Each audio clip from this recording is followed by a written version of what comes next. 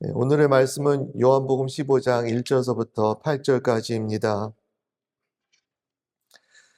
나는 참 포도나무요 내 아버지는 농부라. 물은 내게 붙어 있어 열매를 맺지 아니하는 가지는 아버지께서 그것을 제거해 버리시고 무릇 열매를 맺는 가지는 더 열매를 맺게 하려 하여 그것을 깨끗하게 하시느니라. 너희는 내가 일러준 말로 이미 깨끗하여졌으니 내 안에 거하라. 나도 너희 안에 거하리라. 가지가 포도나무에 붙어 있지 아니하면 스스로 열매를 맺을 수 없음 같이 너희도 내 안에 있지 아니하면 그러하리라.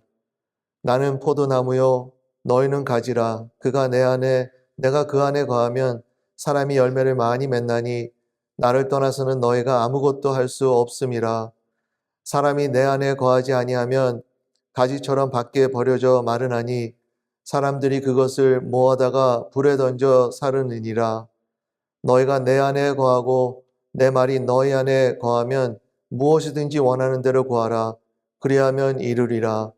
너희가 열매를 많이 맺으면 내 아버지께서 영광을 받으실 것이요 너희는 내 제자가 되리라. 아멘. 오늘 본문은 포도나무와 가지의 비유입니다. 이 비유에서 예수님은 열매를 맺는 비결과 기도 응답의 비결을 가르쳐 주세요. 가지가 포도나무에 붙어 있어야 열매를 맺는 것처럼 우리가 예수님 안에 거할 때 비로소 열매를 맺고 우리의 그 기도도 응답받게 된다고 합니다. 이 말씀은 세상이 말하는 그 방식과 다르죠. 세상은 내 힘으로 해라, 너 혼자서 할 수 있다라고 하지 않습니까? 그런데 오늘 이 말씀에 예수님께서는 단 한 가지 말씀하시는 것은 내 안에 거하라. 내 안에 거하라 라고 하고 있어요. 그럴 때 열매를 많이 맺고 그럴 때 우리의 기도도 응답받는다고 하십니다. 그런데 우리의 현실을 보면 참 이게 쉽지 않잖아요. 우리의 삶을 돌아볼 때 이 예수님 안에 늘 거한다라는 것이 어렵지 않습니까? 주님께 가까이 나아가려고 하지만 어느새 멀어지고 거리가 생기고 또 주님과 동행하다가도 다시 내 생각과 내 힘을 의지하면서 살아가잖아요. 그래서 열매를 맺는 것처럼 보이다가 또 약해지고 기도가 흔들려지는 것을 우리가 경험합니다. 저는 그러면서 오늘 이 말씀을 묵상하면서 우리가 가장 먼저 드려야 할 기도, 그 기도는 예수님 안에 거하게 해달라는 거라고 봐요. 예수님 안에 거하게 해달라고 간구하는 것이죠. 우리 마음이 예수님을 떠나지 않고 언제나 예수님과 함께 간구하는 이 기도가 굉장히 중요하고 오늘 특별히 우리가 이 기도를 해야 되지 않나라는 생각이 듭니다. 그러면서 오늘 말씀을 통해 예수님 안에 거하는 것이 무엇이고 어떻게 그 기도를 해야 하는지 우리 함께 살펴보겠습니다. 먼저 예수님과 아버지를 아는 것이에요. 우리가 예수님이 누구시고 아버지가 누구신지를 아는 것이 먼저입니다. 오늘 예수님께서 이 비유를 시작하시면서 이렇게 말씀하지 않습니까? 나는 참 포도나무요 내 아버지는 농부라. 예수님은 참 포도나무라고 하시는 거예요. 그냥 포도나무가 아니라 그분은 참이시라는 것입니다. 참이라는 말은 다른 것과 비교되는 진짜라는 뜻 아닙니까? 세상에서 우리가 이렇게 살아갈 때 우리는 이 생명을 줄 것처럼 보이는 것들이 있다고 생각하면서 그것을 우리가 받아들이려고 하잖아요. 뭐 돈, 성공, 능력, 사람의 인정일 수도 있어요. 우리가 인정을 받는 것이 마치 그것이 사는 것처럼 느껴지지만 그러나 예수님이 참 포도나무시라고 하시면서 참된 생명은 오직 예수님이 주신다라는 거예요. 예수님만 그 생명을 주실 수 있고 예수님만 참으로 우리를 살리실 수 있다라고 하시는 것이죠. 그리고 하나님 아버지는 누구십니까? 농부라고 하십니다. 아버지는 농부이시다. 농부는 그 포도나무를 그냥 내버려 두지 않지요. 그 포도나무가 열매를 잘 맺기 위해서 얼마나 신경을 많이 쓰고 얼마나 가꿉니까? 또 특별히 농부가 하는 일은 그 가지치기를 하잖아요. 가지에 열매를 많이 맺기 위해서 그 가지를 치는 것을 우리가 생각해 볼 때 바로 하나님은 그런 분이시다. 예수님께서는 우리에게 그렇게 말씀하고 계세요.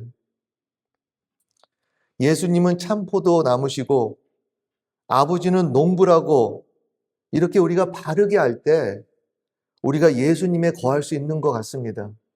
그리고 거해지고 싶어지고요. 오늘도 제가 이 말씀을 준비하면서 오늘 아침에 이런 고백을 했어요. 예수님, 당신은 정말 참 포도나무셔서 저한테 참 생명을 주실 수 있습니다. 그리고 아버지는 정말 농부셔서 저를 돌보시고 저를 지켜봐 주시고 열매를 맺게 해주십니다 하고 이렇게 고백을 하는데요. 제 마음에 그냥 이렇게 좀 뭔가 넘치는 그런 생각이 들고, 아, 그렇지. 내가 주님께 가야지. 내가 하나님 안에 거해야지. 그런 생각이 들더라고요. 오늘 우리의 기도도 이렇게 돼야 되는 것 같습니다. 예수님이 참된 생명의 근원이심을 더욱 알게 하옵소서. 하나님 아버지께서 지금도 나를 사랑으로 돌보시는 농부이심을 믿게 하옵소서 하면서 우리가 먼저 그렇게 기도해야 되는 것 같아요. 예수님을 바르게 알면 예수님을 의지하게 되고요. 아버지를 바르게 알면 아버지의 손길을 신뢰하게 되는 것이죠.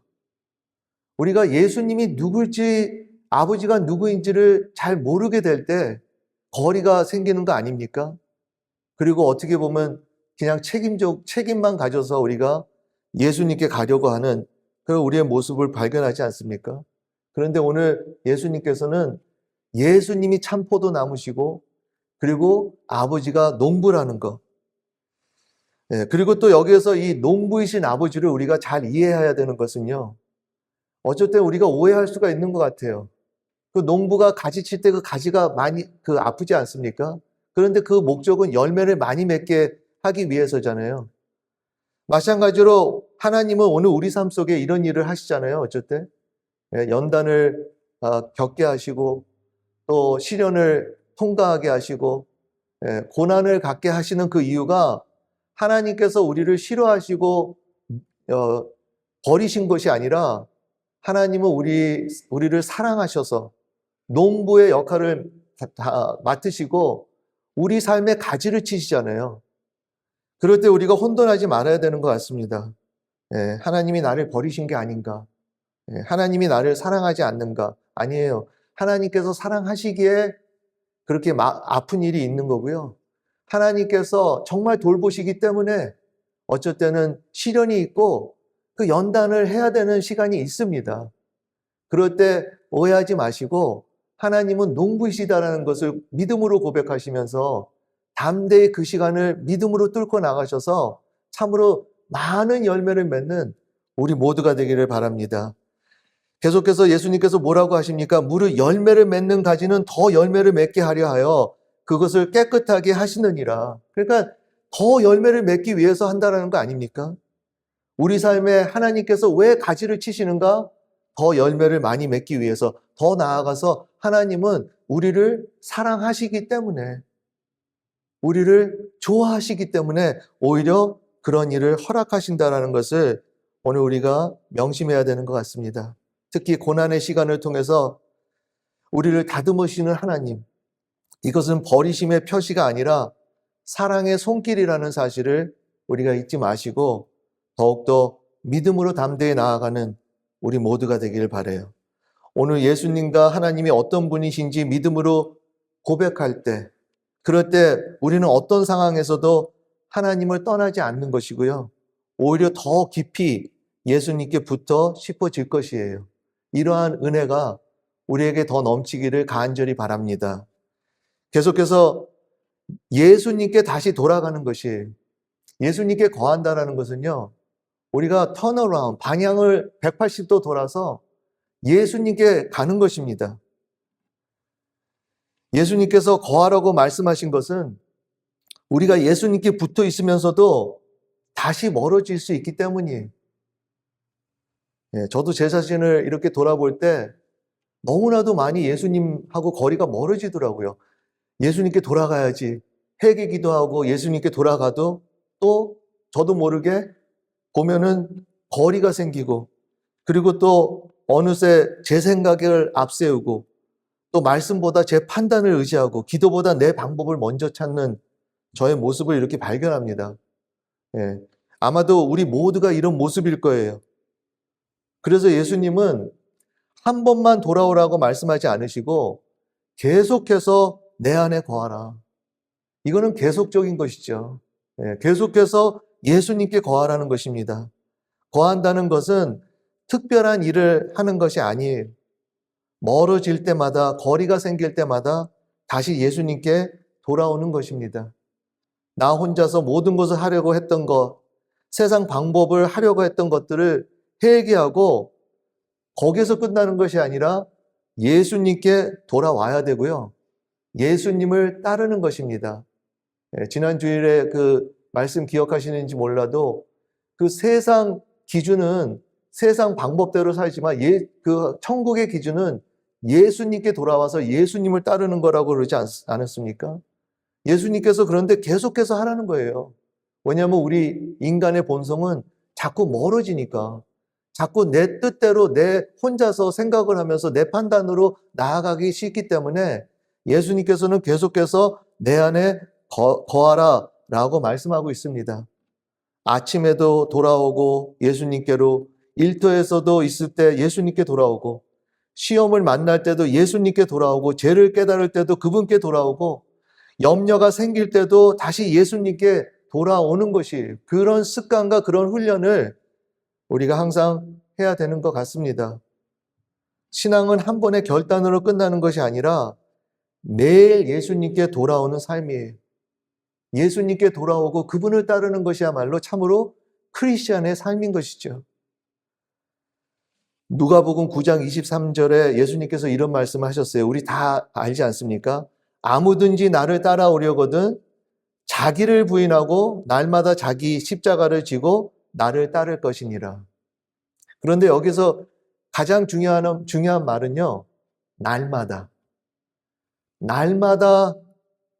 나를 부인하고 자기를 부인하고 날마다 자기 십자가를 지고 날마다 예수님을 따르는 것이죠. 우리 모두가 이렇게 매일같이 회개하고 기도해야 되는 것입니다. 하나님, 우리 생각과 방법을 앞세우며 예수님을 떠나 살았던 것을 용서해 주세요. 오늘도 다시 예수님께 돌아오게 하시고 예수님을 따를 수 있게 하옵소서라고 이렇게 우리가 오늘도 계속 기도해야 되는 것 같습니다. 멀어질 때마다, 거리가 생길 때마다 다시 예수님께 돌아오는 것이, 이런 사람이 예수님께 거하는 것입니다. 요한복음 15장 5절에 예수님께서 나는 포도나무여 너희는 가지라. 그가 내 안에, 내가 그 안에 거하면 사람이 열매를 많이 맺나니 나를 떠나서는 너희가 아무것도 할 수 없음이니라. 예수님을 떠나서는 우리가 아무것도 할 수 없다고 하잖아요. 특히 열매를 맺을 수도 없고 그 기도 응답도 받을 수도 없는 것입니다. 아무것도 할 수 없기 때문에, 그 이유 때문에 우리가 예수님께 거해야 되고요. 예수님께 돌아와야 되고, 이것은 매일, 매 순간 이렇게 해야 되는 것입니다. 열매는 예수님께 붙어 있을 때 맺히는 것이에요. 우리가 명심해야 되죠. 애를 써서 열매를 만드는 것이 아니라 예수님께 붙어 있을 때, 예수님께 거할 때 우리가 열매를 많이 맺는 것입니다. 이것이 예수님께서 말씀하신 열매 맺는 비결이에요. 오늘도 기도하실 때 먼저 회개하시고 예수님께 돌아오시고 예수님께 거하시기 바랍니다. 그럴 때 우리의 삶에 열매를 많이 맺게 하시는 분은 하나님이시잖아요. 하나님께서 우리의 삶에 열매를 많이 맺게 하십니다. 이러한 은혜가 우리에게 계속 넘치기를 간절히 바랍니다. 마지막으로 오늘 말씀을 보면 하나님의 말씀을 사모하는 것입니다. 예수님은 이어서 이렇게 말씀하세요. 요한복음 15장 7절에 너희가 내 안에 거하고 내 말이 너희 안에 거하면 무엇이든지 원하는 대로 구하라. 그리하면 이루리라. 이 기도 응답의 조건은요, 우리가 예수님께 거하는 것도 중요하지만 특히 예수님의 말씀이 우리 안에 거하는 것입니다. 예수님의 말씀이 우리 안에 거할 때 그 기도가 응답되는 것이에요. 그렇기 때문에 우리가 날마다 하나님의 말씀을 가까이 해야죠. 그 말씀을 묵상하고 말씀을 읽는 것만이 아니라 말씀을 마음에 품고 말씀을 계속 우리가 생각하고 그런 삶이야말로 참으로 예수님의 말씀이 우리 안에 거하게 되는 거 아닙니까? 전에 어느 분의 그 간증을 들은 적이 있습니다. 그분이 어렸을 때 집과 부모를 떠나서 먼 곳에서 공부를 하게 되었대요. 그때 그분은 아직 어린 나이였기에 가족이 많이 그리웠다고 합니다. 그때는 그 인터넷 그런 게 없어서 이제 편지를 주고받고 하는 시대여서 근데 그때 이제 그 아버지가 그분에게 자주 편지를 했대요. 편지를 했는데 그 편지를 받을 때마다 얼마나 고맙고 정말 반갑고 그래 힘이 됐다고 하는 것이에요. 그러면서 그 편지를 한 번 받으면 그 편지를 몇 번씩 읽고 그 편지를 마음에도 이렇게 두면서 간직을 하면서 그러면서 힘든 시간을 견뎌냈다는 그런 이야기를 들은 적이 있습니다. 그러면서 저는 그 간증을 들으면서 우리가 하나님의 말씀을 대하는 마음도 이와 같아야 되지 않나라는 생각이 들어요. 성경은 단순한 책이 아니잖아요. 우리를 사랑하시는 하나님 아버지가 자녀인 우리에게 보내시는 편지 아닙니까? 그 말씀 속에는 책망도 있고 또 어떻게 살으라는 그러한 것도 있고 또 위로하는 말씀도 있지만 그 말씀 안에 가장 많이 담겨 있는 것은 아버지의 사랑 아닙니까? 아버지의 사랑이 그 말씀 안에 있고 그럴 때 그 말씀을 우리가 그냥 읽는 것이 아니라 마음에 품고 그 마음을 생각하고 그 말씀을 생각하고 그 말씀을 묵상하고 하는 이러한 모습이 우리한테 있어야 되겠죠.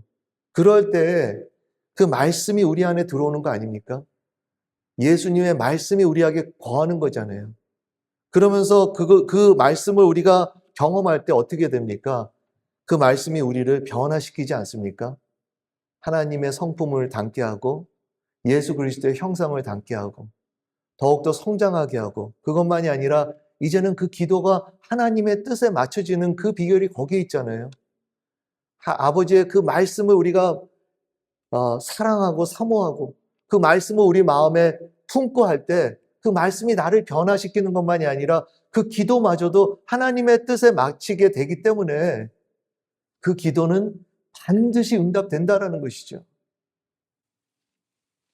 예수님께 거하는 것은 이렇게 말씀을 사랑하는 것입니다.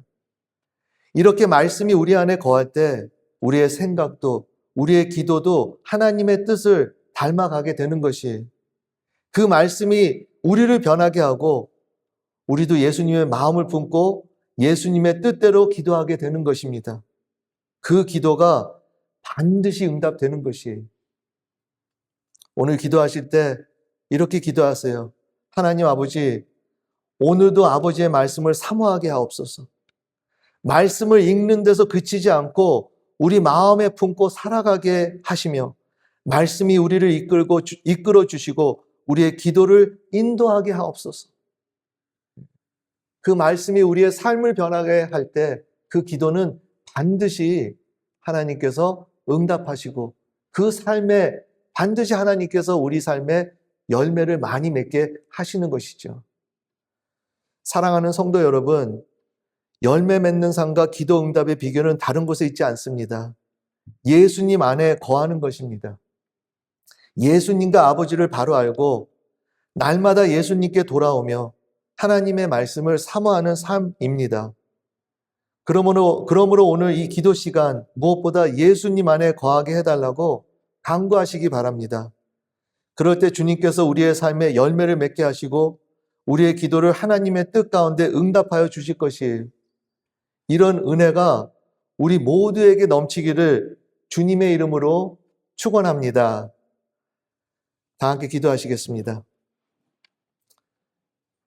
하나님 아버지, 오늘 이 말씀대로 예수님과 아버지를 바로 알게 하시고 날마다 예수님께 돌아와 거하게 하시며 무엇보다 하나님의 말씀을 사모하게 하옵소서. 그리하여 우리의 삶에 풍성한 열매를 맺게 하시고 우리의 기도를 응답하셔서 하나님께 영광 돌리는 삶을 살게 하옵소서. 이 모든 말씀 우리 주 예수 그리스도의 이름으로 기도드립니다. 아멘.